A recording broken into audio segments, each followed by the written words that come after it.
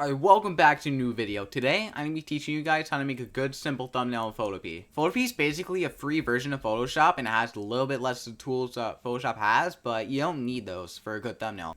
New project, YouTube cover, create. And then you're met with a white screen, and you can use File, Open in Place to get whatever files you have from your computer. But before I show you how to make a thumbnail, you first need two things. One, a reaction. Reactions work every single time for YouTubers. Like, I'm going to give you some examples. Here, here, and here. All of them have some sort of emotion that helps get the viewer's attention and possibly get some views, which is definitely what you want. So you get that in, and make sure that the snapshot is above the background and layers, or else this is going to happen. And then you want the most interesting part of your video. It could just be like a little snapshot from your editing software or whatever. Just make sure it's interesting and it'll get the viewer's attention. And I'm playing Dead by Daylight, so that'll look something like this. But you have to make sure your face is above the background, so it'll look like this for now, but we have to remove the background first, so let me do that. Lasso, and then you basically just delete whatever you want. But before you delete, you have to right click and rasterize. I don't know what rasterize is specifically, but it allows you to edit images.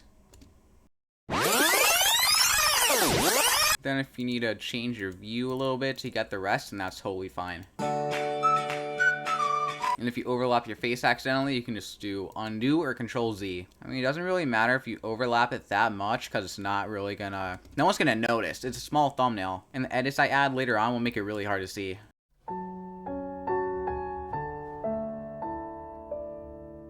Alright, so now that that part's done, we can get on with the actual image. So if you see one of these little things here, that's fine. Just go back to lasso and click anywhere. It'll disappear.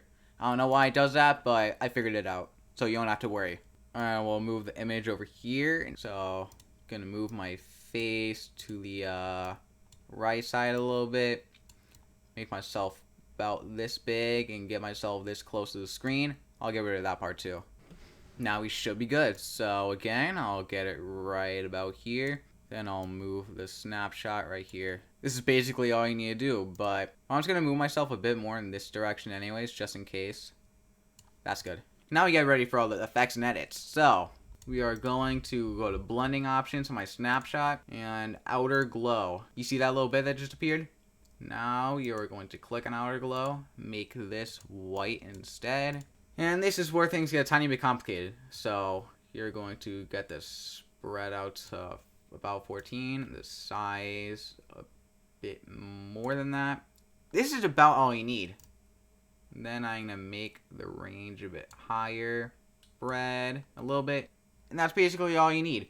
A little bit of spread, a little bit more size, and a little bit more range. It's basically the formula to this. And then you need inner shadow, because you see how this doesn't look natural at all with my lit room in the darker background? That's where this helps. So you're going to go to spread, size. Yeah, you see how that's working already? Alright, this is just about good. You don't want it to be too dark or else it's going to basically just mask the rest of my face. So this is good for that part. And now we got to add the title. So text right here. Dead by Daylight. You can't exactly see it yet, so I will highlight that, increase the pixels all the way. There we go. Then I'm going to make that text white instead. That's just for this. You can change the text font, whatever. I don't care. However you want. It's yours to choose. I'm just giving you examples here. Then I'm going to rasterize the text. I don't know why I need to do that. This is about good. But this is just bland and boring, so final touches to that, and we're going to add a shape right here, that rectangle down there. We're going to make a shape over all these letters. This is good. And then you're going to change the layer so you can see it. Then you're going to click on your text, right click, and merge down. So this is one whole shape. And then you're going to go back to blending options, outer glow. That just did it for me.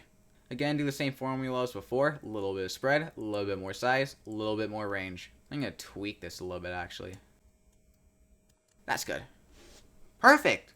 That's all you need. And if you guys want to add those like YouTube logos and that subscribe stuff, do that in the video editing, not the thumbnail. Because you just want the thumbnail to be appealing. Then to export it, I will go to File, export as JPG.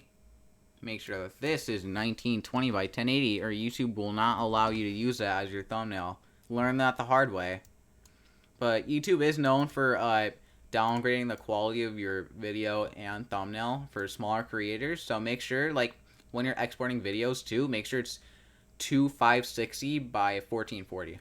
I'll say that again in my video about editing because I'm pretty sure none of you guys are going to watch that one. Yeah, you guys are, some of you guys right now are probably like, wait, won't that be in the save? It doesn't. When you click export, it only exports what's inside these parameters. So if you zoom it back in like this, it will only export this part of the image. So that's basically it. If you guys want to see some more tutorials I don't already have planned, let me know in the comments. And if you enjoyed this, leave a like, subscribe, do all that fancy schmancy stuff, and I'll see you next time.